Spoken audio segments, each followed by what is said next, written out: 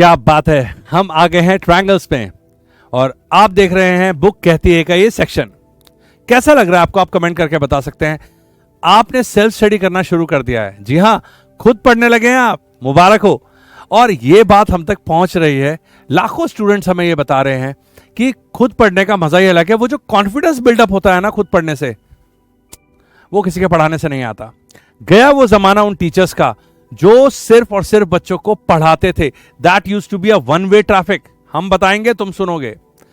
आज जमाना है उन टीचर्स का जो बच्चों को एनकरेज करते हैं, जो बच्चों को वो गुण सिखाते हैं जिनसे वो खुद पढ़ सकें। जी हां, यही फ्यूचरिस्टिक लर्निंग है और आप बनते हैं ऐसे फ्यूचरिस्टिक इंडिपेंडेंट लर्नर। टीचर्स खुद इमेजिन करना सिखाते हैं बच्चों को, अपनी इमेजिनेशन नहीं थोपते। लाइव क्लास लेते हैं लेकिन वहां पे सिखाते हैं कि सीखना कैसे है।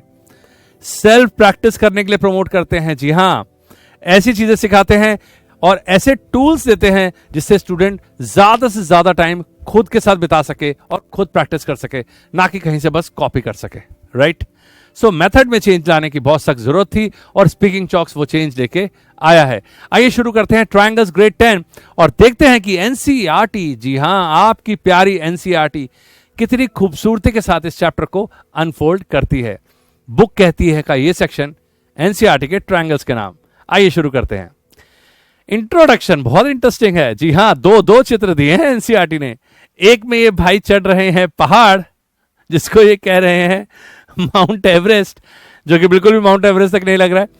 माउंट एवरेस्ट पे अगर कोई आदमी चढ़ेगा तो दूर, बहुत दूर से फोटो लेने पे या पास से भी फोटो लेने पे एकदम डॉट नजर आएगा। बहुत बड़ा पहाड़ है, 8800 समथिंग मीटर की उसकी हाइट है, वर्ल्ड का सबसे टॉलेस्ट पीक है। खैर, कैसे नापते हैं इसकी हाइट, कैसे नापते हैं मून का डिस्टेंस? जैसे कि ये ब्रदर हमारे छत पे चढ़ के कह रहे हैं कि soon I will reach the moon. Hilarious right now. The thing is कि ये कैसे करते हैं हम लोग, इसके पीछे छुपा है सिमिलैरिटी का राज। एनसीईआरटी शुरू में ही बोल रही है कि भाई पिछली क्लास में हमने सेम शेप सेम साइज वाली बातें सीखी थी। कॉन्ग्रुएंट ट्रायंगल्स के अंदर सेम शेप था, सेम साइज था। अरे भाई सीधा सीधा बोलो ना, फोटोकॉपी था। आप समझ रहे हैं ना? आप किसी ड्राइंग को बनाएं और उसकी फोटोकॉपी ले लें, अब क्या डिफरेंट होगा दोनों में? कुछ भी डिफरेंट नहीं होगा, बिल्कुल सेम शेप होगा, सेम साइज होगा। आपको याद है हाँ, कॉन्ग्रुएंसी का सिंबल, हाँ, ट्रायंगल कॉन्ग्रुएंट होते थे तो बीच में हम ये सिंबल बनाते थे, एक वेव बनाते थे और फिर इक्वल टू का साइन होता था। मैं आपको इसको तोड़ के दिखाता हूं। ये दो सिंबल हैं एक्चुअली। ये है सिमिलैरिटी का सिंबल और ये है इक्वालिटी का सिंबल। तो सिमिलैरिटी मतलब सेम शेप होना, इक्वल होना जरूरी नहीं है। जैसे कि मैं कैसे बताऊं, आपकी फोटो, आपकी एक पासपोर्ट साइज फोटो ले लीजिए, ठीक है? कोई भी छोटी सी फोटो ले लीजिए, उसको थोड़ा सा बड़ा करवा दीजिए। सोचिए कि आपकी एक छोटी फोटो है और आप उसको बड़ा करवा के अपने वॉल पे लगाना चाहते हैं। होता है ना कई बार हम मैरिजेस में, बर्थडेज में कोई फोटो खींचते हैं और वो फोटो बहुत अच्छी आती है और हम सोचते हैं कि इसको हम वॉल पे लगाएं बड़े से होल्डर के साथ। तो हम उसे बड़ा करवाते हैं, एनलार्ज करवाते हैं। ये वर्ड आपने सुना होगा। तो होता क्या कि फोटो तो सेम रहती है, बस बड़ी हो जाती है, तो हम उसे बोलते हैं सिमिलर। एक जैसी शेप है, सब कुछ एक जैसा रहता है। ऐसा तो नहीं है कि फोटो में आप यूं खड़े थे और बड़े होने के बाद यूं हो जाएंगे। जस्ट जोकिंग, ऐसा नहीं होता है ना। तो जैसे थे वैसे ही रहते हैं, बस वो फोटो बड़ी हो जाती है। इसका मतलब आपका साइज बड़ा हो जाता है, आपके आईज बड़ी हो जाती है, आपके ईयर्स बड़े हो जाते हैं, आपकी बॉडी बड़ी दिखती है, आपके बैकग्राउंड बड़ा दिखता है, सब कुछ सेम प्रोपोर्शन में बड़ा हो जाता है। अगर दुगना हुआ है तो सब कुछ दुगना हो जाता है, 3 टाइम्स हुआ है तो सब कुछ 3 टाइम्स हो जाता है, और 10 टाइम्स हुआ है तो सब कुछ 10 टाइम्स हो जाता है। वो होता है सिमिलर। और इक्वल होता है जब आप एक पासपोर्ट साइज फोटो लेते हैं और उसके जैसी 10 और बनवा लेते हैं। वो होती हैं सेम भी दिखती हैं और साइज भी सेम होता है। तो अगर कोई चीज सिर्फ सेम दिखे, मतलब सेम शेप हो, तो हम बोलते हैं सिमिलर हैं, सिमिलैरिटी। और अगर इक्वल हो तो हम बोलते हैं इक्वल। और अगर सेम शेप हो और इक्वल भी हो, भाई इक्वल तो 4 भी होता है ना, लेकिन शेप अगर सेम हो और इक्वल भी हो, दोनों साथ में हो जाए, तो हमने पिछली क्लास में पढ़ा था कॉन्ग्रुएंसी। जी हां, एकदम हूबहू एक जैसे। That is photostat copy. तो यहीं से शुरू किया है एनसीईआरटी ने। बहुत ही प्यारी बुक है, हमेशा वहां से शुरू करती है जो आपको मालूम है। इसमें मैं आपको एक बात बताना चाहता हूं। मैं मेरा पढ़ाने के ढंग में, मेरे डिस्कस करने के ढंग में और बाकियों के पढ़ाने के ढंग में कितना डिफरेंस है। Generally people goes from unknown to known, कि भाई तुम्हें कुछ नहीं आता, स्टूडेंट्स तुम्हें कुछ नहीं आता, मैं तुम्हें दिखाऊंगा, देखो ये है सीखने लायक। मैं इससे बिल्कुल भी वाकिफ नहीं हूं। मैं चाहता हूं कि बच्चे जाएं नोन टू अननोन। अरे भाई, जो आता है वहीं से तो शुरू कर सकते हो, जो नहीं आता है उसकी तरफ।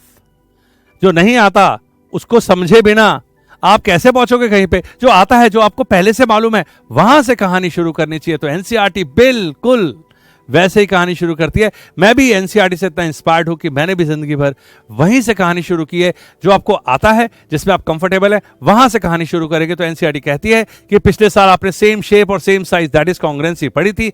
इस बार हम पढ़ेंगे same shape, not necessarily same size. Same size हो जाता है तो भाई जो कॉन्ग्रुएंट है वो सिमिलर तो है ही, उसमें सिमिलर का सिंबल है। लेकिन जो सिर्फ सिमिलर है वो जरूरी नहीं है कि कॉन्ग्रुएंट हो।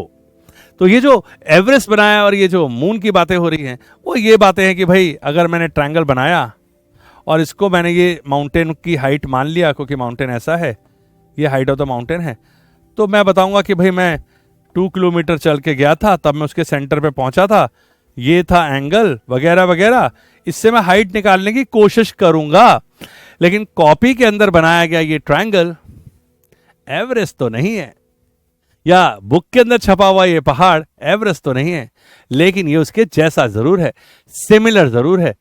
चांद का डिस्टेंस अगर निकालना है तो भी हम ट्रायंगल्स का सहारा ले सकते हैं, लेकिन हम सिमिलर फिगर्स बनाएंगे। मतलब ऐसा बनाएंगे कि ये रहा मून, ये रही अर्थ, ये रहा वो एंगल, और कुछ कुछ करके हम मून का डिस्टेंस अर्थ से निकालने की कोशिश करेंगे।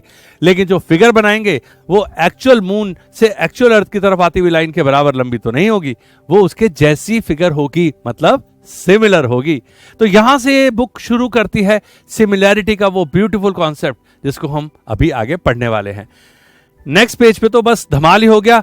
सीधे सीधे उसने बताया कि सिमिलर फिगर्स कैसी दिखती हैं। अब देखिए, ये दोनों सर्कल्स साइज अलग अलग है, एक छोटा गोला है, एक बड़ा गोला है, राइट? लेकिन दोनों हैं तो सर्कल्स, शेप तो दोनों की सेम है। तो ये हुए दो सिमिलर फिगर्स। तो सर्कल्स हमेशा सिमिलर होते हैं भाई, शेप हमेशा ही सेम रहती है। ओके, रेडियस अलग अलग हो सकता है। अगर रेडियस भी सेम हो जाए तो फिर बोलेंगे कॉन्ग्रुएंट सर्कल्स है ना, कॉन्ग्रुएंट बोल देंगे फिर तो।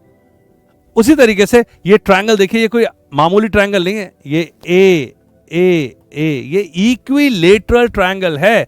तो इक्विलेटरल ट्रायंगल जितने भी होंगे उसकी सबकी साइड बराबर होगी। 10 10 10 भी हो सकती है और 15 15 15 भी हो सकती है। तो साइज अलग ज्यादा बड़ा छोटा हो सकता है, लेकिन दिखने में वो बिल्कुल सेम लगेंगे, इसलिए वो होंगे सिमिलर।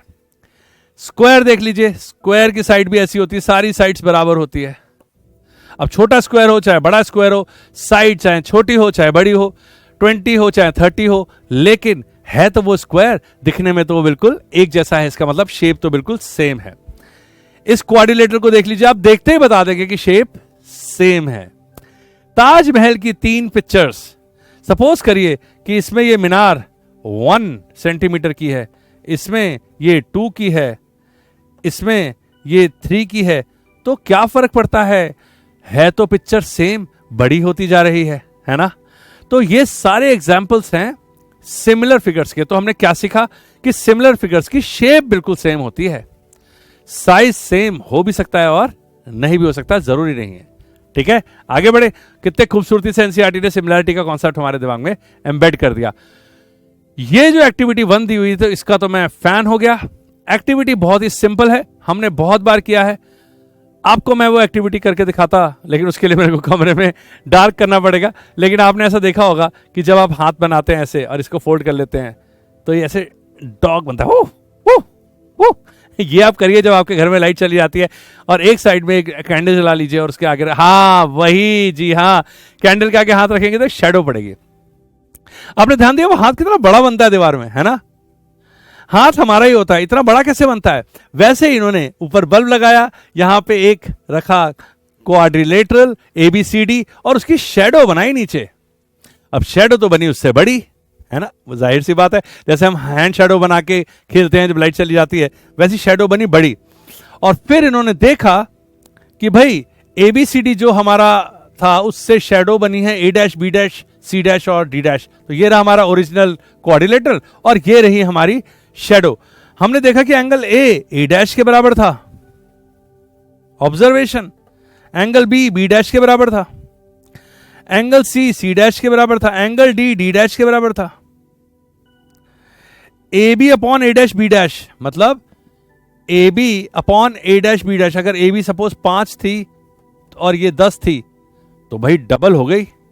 ये बराबर था BC upon B dash C dash. अरे वाह, दैट इज अगर ये 6 थी तो ये 12 हो गई। लग नहीं रहा है, प्रोपोर्शन के हिसाब से मैं नहीं बना रहा हूं, बट कहने का मतलब है कि भाई वो 5 से 10 हो गई तो दूसरी 6 से 12 हो गई, ये 20 हो गई, 10 से दूसरी फिगर लेनी चाहिए थी मुझे, और ये हो गई 7 से 14। कहने का मतलब है सारी साइड्स एक दूसरे से डबल हो गई। एक दूसरे से नहीं, जो 5 से 10 हुई है उनका एक जोड़ा है, जो 6 से 12 हुई है उनका भी एक कॉम्बो है, जो 10 से 20 हुई है, जो 7 से 14 हुई है। तो ये साइड सिर्फ मामूली, हम ये नहीं बोल सकते कि सिर्फ कोई भी साइड डबल हो गई, हम बोलेंगे corresponding sides. Yes, corresponding sides. तो कॉरस्पॉन्डिंग एंगल्स इक्वल हो गए और कॉरस्पॉन्डिंग साइड्स क्या हो गई? इक्वल तो नहीं हुई है, यहां पे डबल हुई है। ट्रिपल भी हो सकती थी, इसका मतलब कोई खास रेशियो आएगा, इसका मतलब ये प्रोपोर्शनल हो गई है। क्या हो गई है? प्रोपोर्शनल। जिस प्रोपोर्शन में ये बढ़ी उसी प्रोपोर्शन में ये बढ़ी, उसी प्रोपोर्शन में ये बढ़ी, उसी प्रोपोर्शन में ये बढ़ी। तो जिस प्रोपोर्शन में एक साइड हुई, चाहे वो दुगनी हो गई हो, चाहे 3 गुना हो गई हो, चाहे 1.5 गुना हो गई हो, चाहे आधी हो गई हो, चाहे कुछ भी हो गया हो, जो एक के साथ होगा वो सबके साथ होगा, तो बोलेंगे सेम प्रोपोर्शन। इस बात को एनसीईआरटी ने कितनी खूबसूरती से बोला है कि all the corresponding angles are equal. अच्छा, एंगल्स तो हो गए बराबर,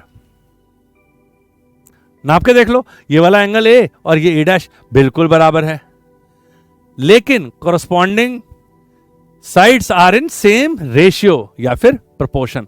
तो साइड्स हो गई प्रोपोर्शनल। भाई अगर वो भी इक्वल हो जाती तो फिर कॉन्ग्रुएंट हो जाता ना। ठीक है, एंगल का इक्वल होना जरूरी है, क्योंकि अगर एंगल बदला तो शेप बदल जाएगी।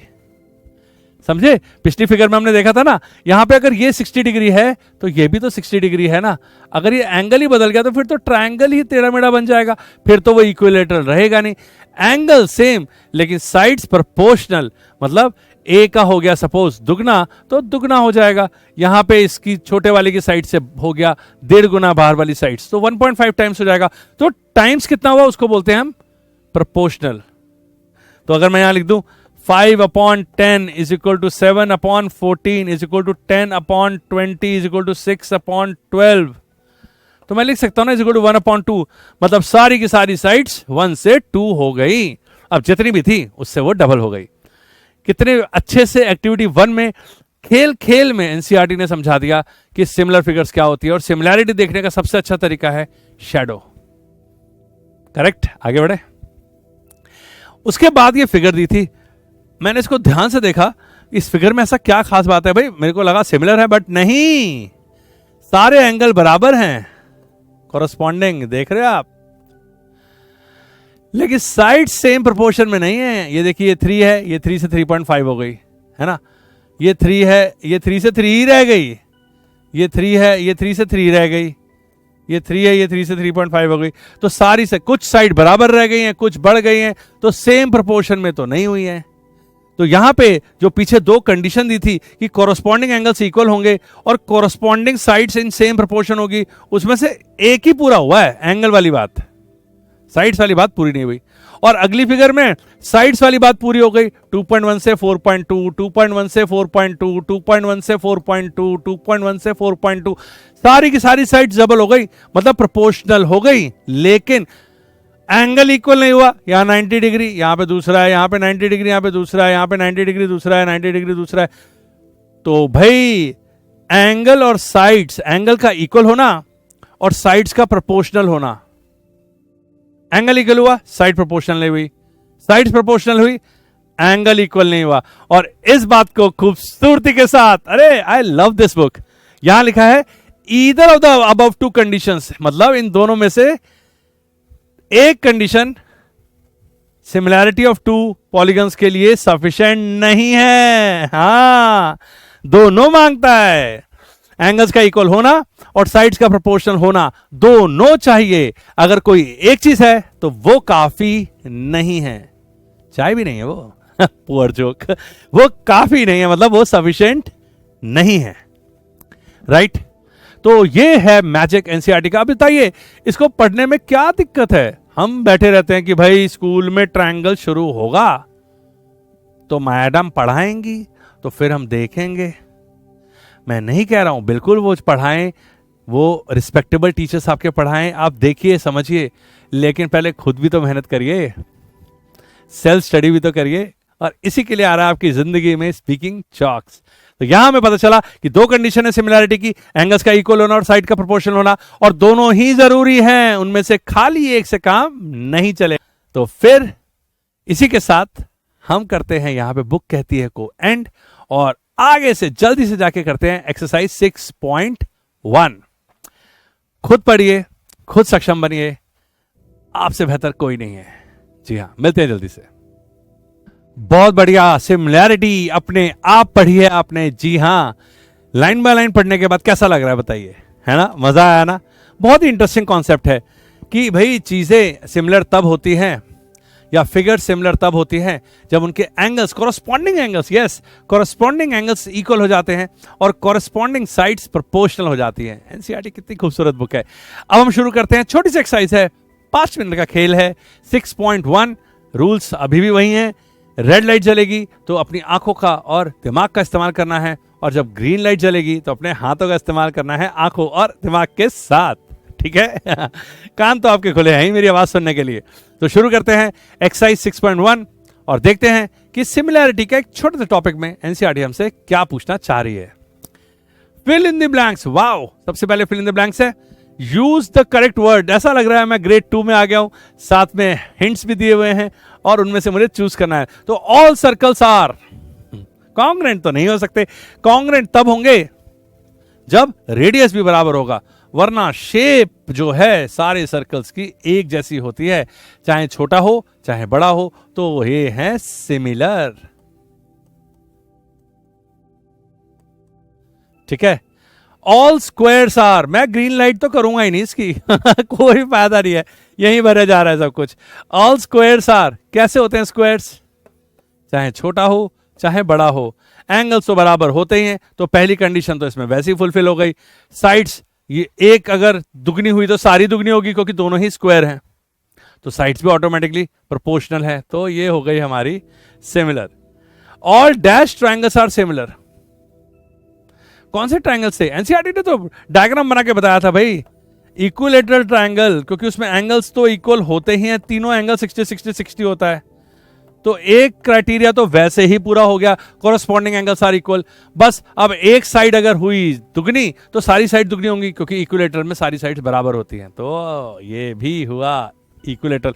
आइसोसेलेस में ऐसा नहीं हो सकता, क्योंकि दो साइड्स बराबर हुई तो उसको आइसोसेलेस बोलते हैं, बट वो एंगल ट्रायंगल ऐसा भी तो हो सकता है।